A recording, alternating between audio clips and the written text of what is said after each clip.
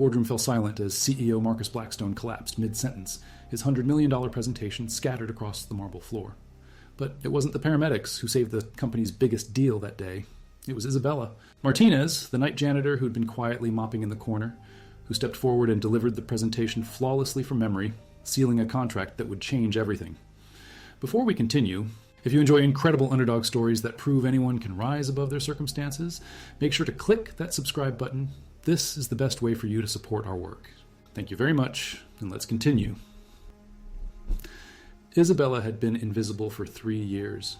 Every night at 9:30, she'd slip through the back entrance of Blackstone Industries with her cleaning cart, her worn sneakers silent against the polished floors. The security guards barely acknowledged her presence anymore. She was just another face in the army of invisible workers who kept the corporate machine running while everyone else slept. But Isabella saw everything. As she emptied trash cans and wiped down conference tables, she absorbed conversations about quarterly reports, merger discussions, and strategic planning sessions. Her mind, sharp despite the menial work, cataloged every detail. She couldn't help herself. Before her world crumbled, she'd been an economics professor at Universidad Nacional, delivering lectures to packed auditoriums. That was before her. Husband died in a construction accident before the medical bills buried her, before she had to drop everything to raise her 8-year-old daughter Sophia alone. Now, at 34, she cleaned the offices where decisions worth millions were, made daily. Her economics PhD gathered dust in a storage unit she could barely afford to keep. Sophia never knew her mother once commanded respect in academic circles. To her daughter, Mama was simply the woman who left every evening when other moms were, helping with homework, returning before dawn, smelling of disinfectant and exhaustion. The night that changed everything started like any other. Isabella had just finished cleaning the executive floor when she heard voices from the main conference room. Strange, since it was nearly midnight. Through the glass doors, she saw CEO Marcus Blackstone pacing frantically, papers scattered across the massive mahogany table. He was talking rapidly to himself, rehearsing what sounded like the most important presentation of his life. Isabella knew about the Meridian deal. For weeks, she'd overheard hushed conversations about the Japanese conglomerate that wanted to partner with Blackstone Industries. The contract was worth $200 million and would secure the company's future for the next decade. Tomorrow's presentation to Meridian's board would determine whether Blackstone Industries thrived or slowly withered against larger competitors. She began cleaning quietly in the corner, her movements practiced and unobtrusive. Blackstone didn't even notice her. He was completely absorbed in his rehearsal, stumbling over technical terms and losing his train of thought. Isabella found herself silently correcting his economic projections, noting where his market analysis fell short. The numbers he was presenting were solid, but his delivery lacked the compelling narrative that would make the deal irresistible. As the night wore on, she witnessed his growing panic. He'd rewritten sections dozens of times, but something fundamental was missing. The presentation was technically accurate, but emotionally flat. It read like a textbook rather than a vision for the future. Isabella had seen this countless times during her academic career. Brilliant minds who understood the data but couldn't translate it into human terms that inspired action. When her shift ended at 6 a.m, Blackstone was still there, slumped over his laptop with his head in his hands. Isabella hesitated at the door. Every instinct told her to leave, to maintain the invisible barrier between the help and the executives, but something about his defeated posture reminded her of her own darkest moments after her husband's death, when the weight of impossible circumstances threatened to crush her spirit. The presentation was scheduled for 10 that morning. The Meridian. Executives were flying in from Tokyo specifically for this meeting. If Blackstone failed, hundreds of jobs would be at risk, including her own. Isabella made a decision that would have seemed impossible just hours earlier. She approached his desk. "Excuse me, sir," she said softly. Blackstone looked up, startled. For a moment, he seemed confused by her presence, as if he'd forgotten other people existed in his world of spreadsheets and projections. "I'm sorry to bother you," Isabella continued, her heart pounding. "I couldn't help but notice you're preparing for something important. I used to be a professor, and I've seen many presentations. Sometimes a fresh perspective can help." He stared at her blankly. She could see him processing her words, trying to reconcile the woman in cleaning uniform with someone offering professional advice. "You're the night janitor," he said, not unkindly, just stating a fact. "Yes, sir, but I also have a PhD in economics from Universidad Nacional. I've been listening to your rehearsal, and your data is excellent. You just need to tell the story differently." Something in her tone made him pause. Perhaps it was exhaustion, or desperation, or the simple recognition of intelligence in her eyes. Instead of dismissing her, he gestured to a chair. "Show me," he said. For the next 2 hours, Isabella transformed his presentation. She kept his core research but restructured the narrative to emphasize growth potential rather than just current stability. She identified market opportunities he'd overlooked and suggested ways to position Blackstone Industries not just as a reliable partner, but as an innovative leader. Her economic background allowed her to spot trends in his data that even he had missed. Blackstone watched in amazement as she reorganized his slides, her fingers flying across the keyboard with practiced precision. She explained complex economic principles in simple terms, showing him how to make the numbers sing instead of just sitting lifeless on the page. When she suggested a bold projection about expansion into emerging markets, backed by careful analysis of demographic trends, he realized he was witnessing something extraordinary. "Where did you learn all this?" he asked. Isabella's smile was tinged with sadness. "I spent 8 years teaching economics before life had other plans. Sometimes knowledge finds unexpected ways to be useful." By 8:30, they had transformed his presentation into something compelling. Blackstone felt a confidence he hadn't experienced since taking over as CEO 2 years earlier. He looked at Isabella with genuine gratitude. "I don't know how to thank you," he said. "This is brilliant work. I had no idea you were so qualified. Why are you working as a janitor?" The question hung in the air like a challenge. Isabella considered her answer carefully. "Because life is rarely about what you're qualified for," she said finally. "Sometimes it's about what you need to do to survive. I have a daughter to support, and this job provides steady income and health insurance. Dignity comes in many forms." Blackstone nodded slowly, beginning to understand the sacrifice she'd made. "Would you consider staying for the presentation? I could use your insights if they ask difficult questions." Isabella glanced at the clock. Sophia would be getting ready for school soon. She'd promised to help with a science project before classes started, but something in Blackstone's voice told her this moment was bigger than her morning routine. "I'll call my neighbor to help Sophia with breakfast," she said, "but I should probably change clothes." An hour later, Isabella sat in the back of the boardroom wearing a borrowed blazer from the company's guest wardrobe. The Meridian executives, 5 impeccably dressed Japanese businessmen led by Chairman Hiroshi Tanaka, listened intently as Blackstone began his presentation. Isabella watched nervously, knowing that every word, every inflection could determine the outcome. The presentation began flawlessly. Blackstone delivered her restructured narrative with growing confidence, hitting every key point they'd rehearsed. The Meridian team leaned forward with interest when he reached the market expansion projections Isabella had suggested. Chairman Tanaka's eyebrows raised appreciatively at the demographic analysis. Everything was proceeding perfectly until minute 37. Blackstone was explaining the 5-year growth trajectory when he suddenly stopped mid-sentence. His face went pale, and he gripped the podium for support. Isabella realized immediately what was happening. The stress, the sleepless night, the pressure of a company's future resting on this moment, it had all caught up with him. "I'm sorry, I just need a moment," Blackstone stammered, but his words were slurring slightly. Chairman Tanaka exchanged concerned glances with his colleagues. This was exactly the kind of instability that made partnerships risky. Isabella could see the deal slipping away in real time. Years of planning, hundreds of jobs, the company's future, all of it hanging by a thread as their CEO struggled to remain upright. Then Blackstone collapsed. The next few seconds felt like an eternity. The Meridian executives looked shocked. Someone called for paramedics. The room erupted in concerned voices and confused movement. Isabella watched the carefully orchestrated presentation dissolve into chaos, knowing that by the time medical help arrived and the situation stabilized, the moment would be lost. The Meridian team would leave, probably catch the next flight back to Tokyo, and the deal would die with the morning's crisis. That's when she made the decision that would define the rest of her life. Isabella stood up from her seat in the back of the room and walked calmly to the front. The conversation stopped as everyone turned to look at this woman in a borrowed blazer who seemed to know exactly what she was doing. Chairman Tanaka's expression was particularly puzzled. Who was this person, and why did she seem so confident? In a moment of complete disaster.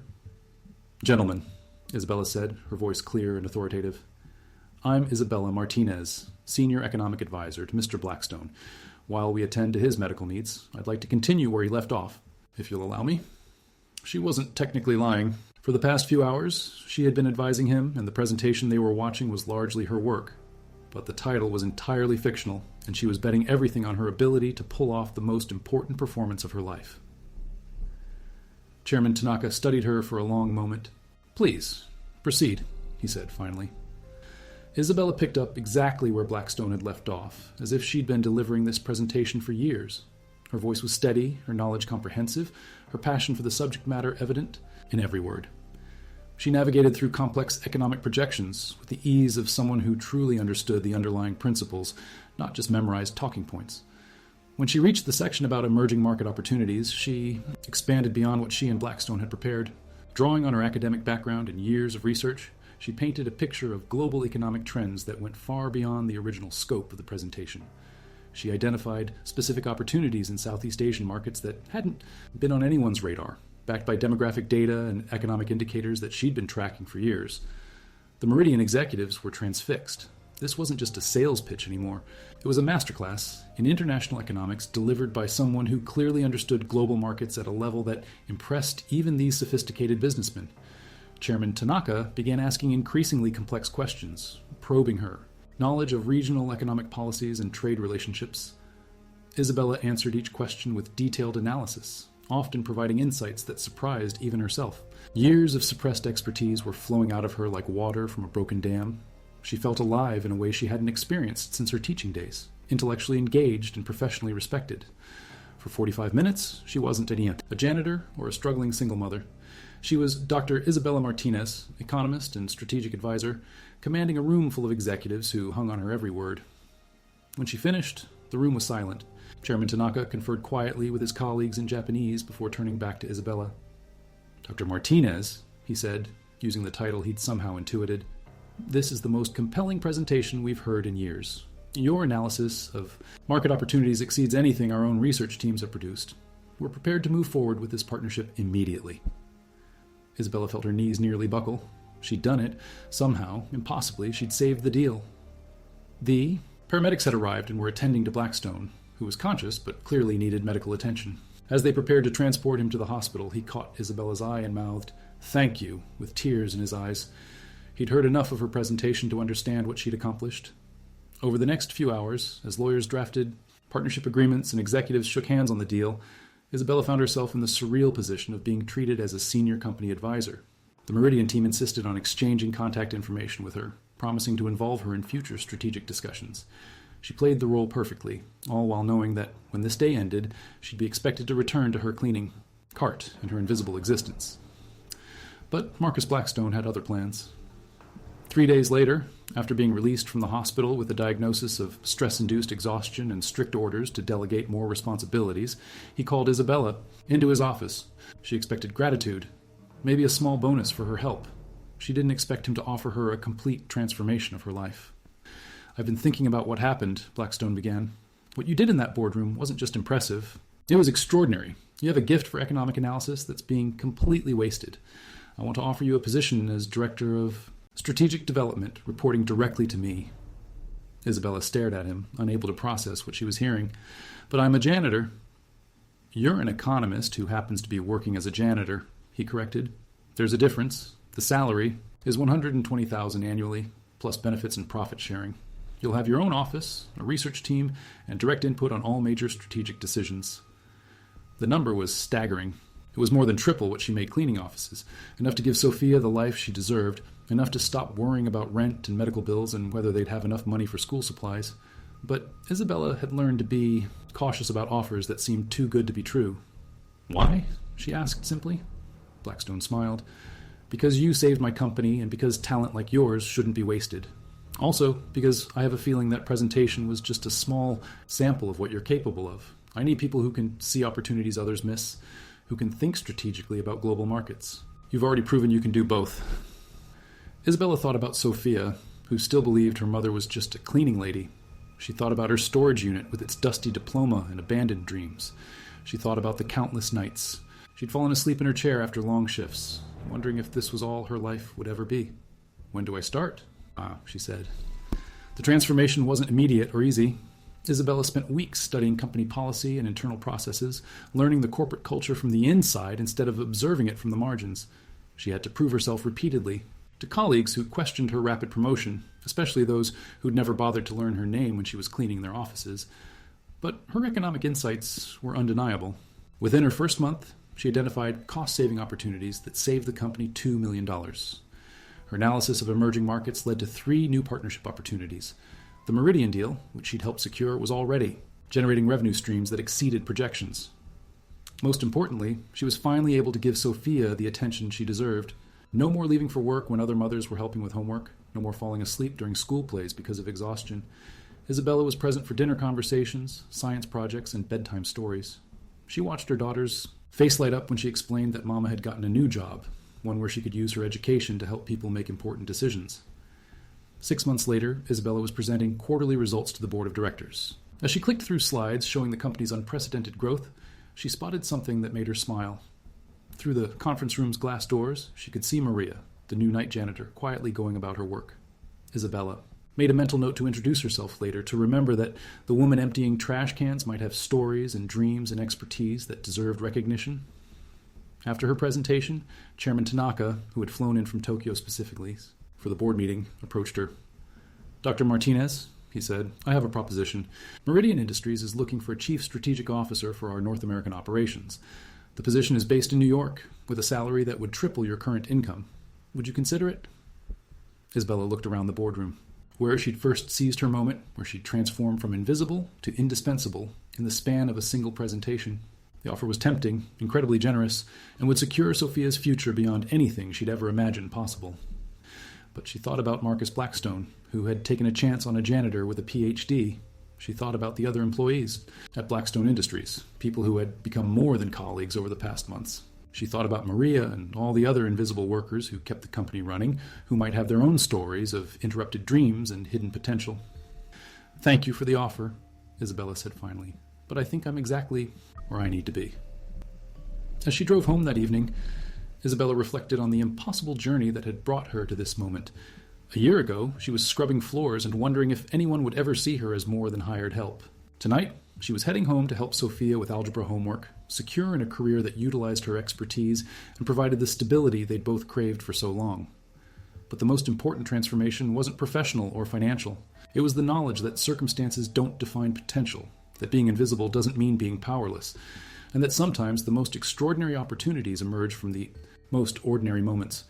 All it takes is the courage to step forward when everyone else steps back, to speak up when silence seems safer, and to believe that your voice matters even when the world has taught you to stay quiet. Isabella Martinez had learned that lesson in the most dramatic way possible, but the truth she discovered applies to anyone willing to embrace it. We all have presentations waiting to be delivered, moments when we can choose to remain in the background or step into the light. The only question is whether we'll be ready when our moment comes. Her story proves that sometimes the person who seems least likely to save the day is exactly the person the situation needs. Sometimes the janitor in the corner has been preparing for the biggest presentation of her life without even knowing it. And sometimes, when the CEO collapses mid-speech, the most qualified person in the room is the one everyone assumed had nothing valuable to contribute. The first few weeks in her new role brought challenges Isabella hadn't anticipated. David Richardson, the former interim director she'd effectively replaced, made his resentment clear during every meeting. He'd worked his way up through the company ranks over 15 years, and watching a janitor leapfrog into a senior position didn't sit well with his sense of corporate hierarchy. "Let's see how long the cleaning lady lasts when she has to deal with real pressure," he muttered to colleagues, not realizing Isabella could hear him through the thin conference room walls. She'd learned to navigate office politics as invisible staff, understanding that some battles weren't worth fighting directly. Instead, Isabella let her work speak for itself. When Richardson challenged her market analysis during a senior staff meeting, questioning whether someone with her background could truly understand complex financial instruments, Isabella calmly pulled up a detailed breakdown of derivative trading patterns in emerging markets. Her explanation was so comprehensive that even Richardson fell silent, realizing he was outmatched by someone who'd spent years studying these exact mechanisms. The real test came during her third month, when a potential partnership with a European manufacturing consortium hit a major snag. The deal involved intricate currency hedging strategies and required understanding of international trade regulations that most executives found bewildering. Isabella spent 3 sleepless nights analyzing exchange rate volatility patterns and regulatory frameworks across 6 different countries. Her solution was elegant in its simplicity. Instead of trying to hedge against currency fluctuations, she proposed structuring the partnership as a joint venture with shared risk and profit distribution tied to performance metrics, rather than fixed exchange rates. The approach eliminated currency risk while actually increasing potential returns for both companies. When she presented this strategy to the European Consortium's representatives via video conference, their lead negotiator, Dr. Klaus Weber, was visibly impressed. He'd spent 30 years in international finance and had never seen someone restructure a complex deal so creatively. "Where did you find Dr. Martinez?" he asked Blackstone after the call ended. "Her approach to risk management is revolutionary. We'd like to propose she lead the entire integration process." Blackstone beamed with pride, but Isabella felt the weight of responsibility settling on her shoulders. Success brought visibility, and visibility brought scrutiny. Every decision she made would be examined by people looking for proof that her promotion was a mistake. The integration project consumed the next 4 months of Isabella's life. She coordinated teams across 3 time zones, managed budgets exceeding $50 million, and navigated cultural differences between American, German, and Italian business practices.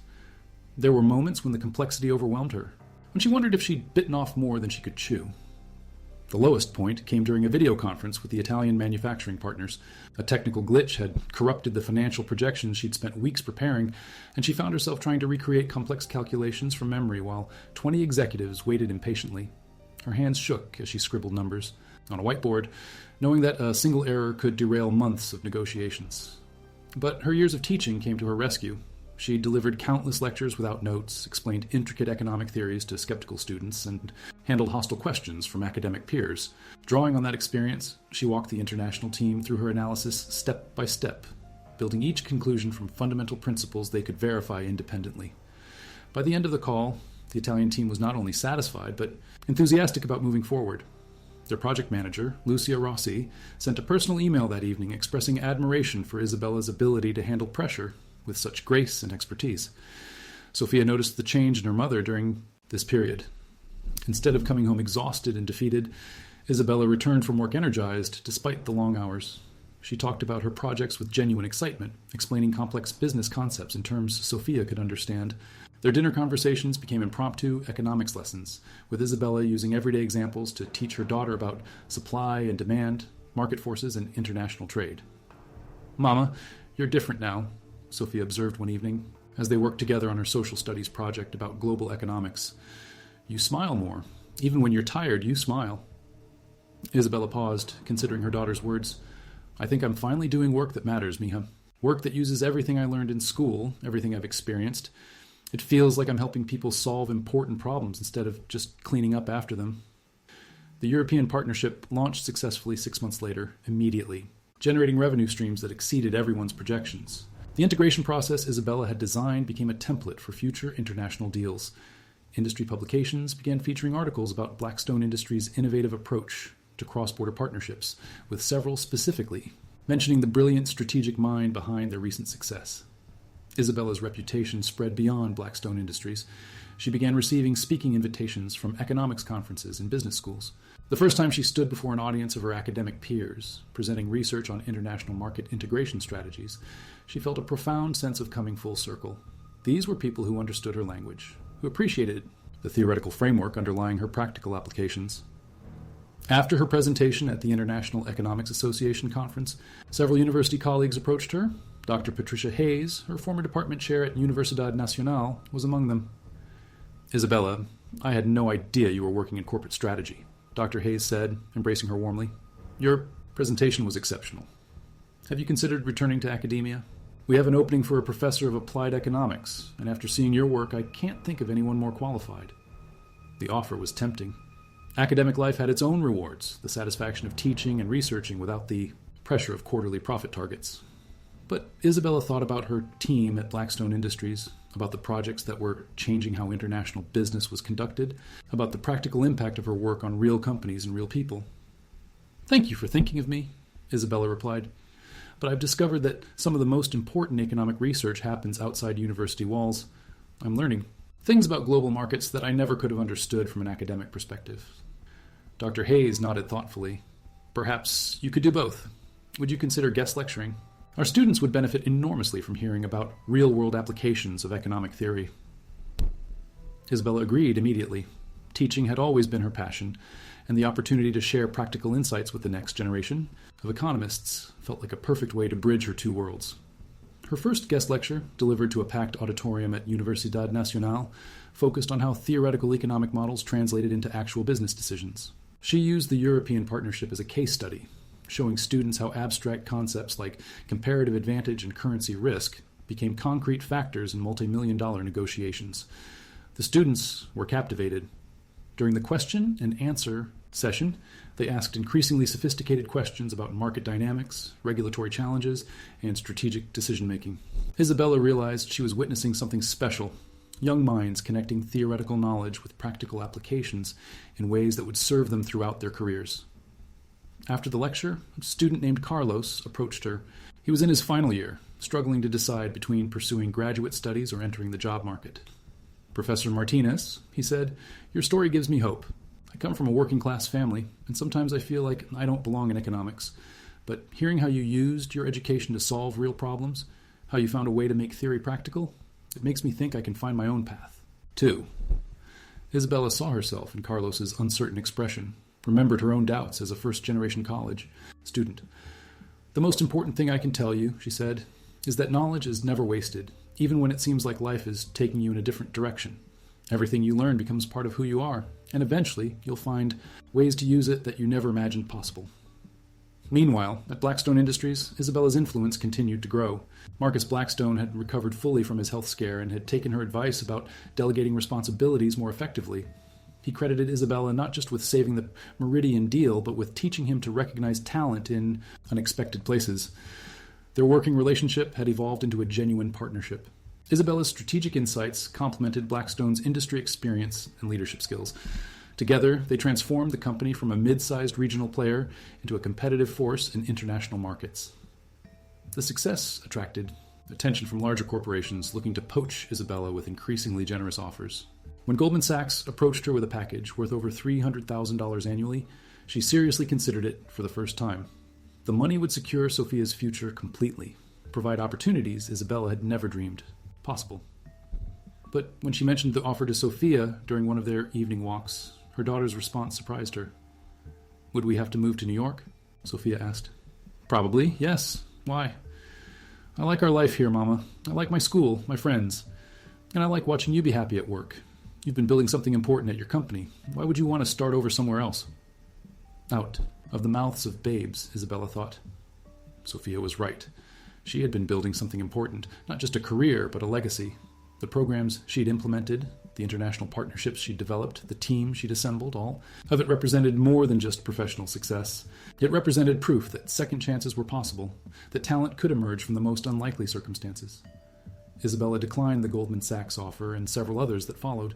Instead, she negotiated a new contract with Blackstone. Industries that included equity participation and expanded responsibilities. She was promoted to Executive Vice President of Global Strategy, making her one of the highest-ranking women in the company's history.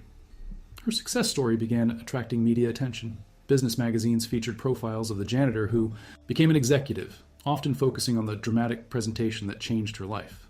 But Isabella always made sure the articles mentioned the broader message, that every workplace probably had hidden talent waiting to be discovered, that potential existed in unexpected places, and that sometimes the most valuable insights came from people who'd learned to see the world from different perspectives. The attention brought her into contact with other professionals who'd taken unconventional paths to success. She began mentoring people from similar backgrounds, offering advice about navigating corporate culture and turning life experience into professional advantage. Maria Santos, the janitor who had replaced Isabella, became her first official mentee. During one of their regular coffee meetings, Maria revealed that she'd been a pediatric nurse in El Salvador before immigrating to the United States. Her medical credentials weren't recognized here, but her knowledge of healthcare systems was comprehensive. Isabella introduced Maria to contacts in the medical industry and helped her navigate the credential recognition process. Within 2 years, Maria was working as a medical translator at a major hospital, using her bilingual skills and clinical background to help Spanish-speaking patients receive better care. These mentoring relationships became one of Isabella's greatest sources of satisfaction. She established a formal program at Blackstone Industries to identify and develop talent among support staff, creating pathways for advancement that hadn't existed before. The program's first major success was James Chen, a security guard who turned out to have a master's degree in computer science from Beijing University. Isabella helped him transition into the company's IT department, where his cybersecurity expertise proved invaluable in protecting the company's international communications. 3 years after her dramatic debut in the boardroom, Isabella was invited to deliver the keynote address at the National Conference of Business Leaders. The speech, titled "The Hidden Workforce: Recognizing Talent in Unexpected Places," drew a standing ovation from an audience of CEOs and senior executives. Every organization has invisible experts, she told the audience. People whose formals, job descriptions don't reflect their actual capabilities, who bring knowledge and perspectives that could transform your business if you took the time to discover them. The question isn't whether this talent exists in your company. The question is whether you're creating environments where it can emerge. The speech was widely shared on social media and business networks, inspiring other companies to examine their own practices around talent recognition and development. Several major corporations contacted Isabella about consulting on diversity and inclusion initiatives, recognizing that her story represented more than just an individual success. It demonstrated a systematic failure to recognize and utilize human potential. As Isabella prepared for another day at Blackstone Industries, walking through the front entrance she'd entered as an invisible janitor just a few years earlier, she reflected on the journey that had brought her to this moment. The woman with the cleaning cart felt like a different person now, someone from another lifetime. But Isabella knew she'd never really left that woman behind. Every decision she made, every opportunity she created for others, carried forward the perspective she'd gained from being invisible, from understanding what it felt like to be overlooked and underestimated. Sophia, now 11 and thriving in school, often accompanied Isabella to speaking engagements and company events. She'd grown up watching her mother transform from someone who cleaned offices to someone who shaped corporate strategy, and the lesson hadn't been lost on her. In school essays about heroes, Sophia always wrote about her mother, not because of her professional success, but because of her courage to step forward when it mattered most. The next morning, Isabella arrived at Blackstone Industries through the front entrance, her head held high, ready for another day of strategic planning and economic analysis. But she never forgot the view from the back of the room, or the woman with the cleaning cart who had watched and learned and waited for her moment to shine. That woman had saved more than a business deal. She had reclaimed a life, restored a dream, and proven that potential has nothing to do with job titles and everything to do with courage, preparation, and the willingness to step forward when it matters most.